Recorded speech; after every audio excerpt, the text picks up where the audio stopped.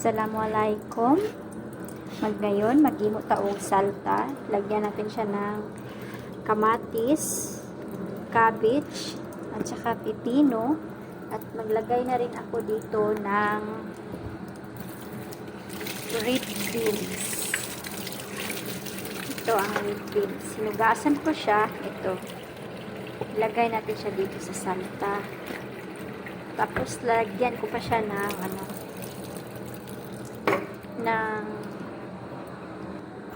maglagay din tayo ng kernel corn. Lagyan natin atong corn, kernel. Pagkatapos nyan, haluin na lang natin. Ito na siya.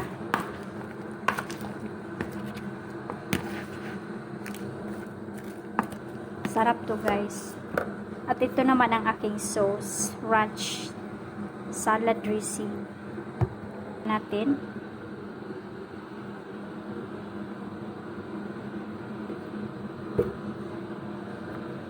Haluin lang natin.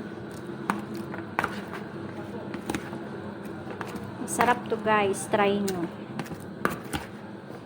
Tsaka i-transfer na natin dito siya sa lagayan.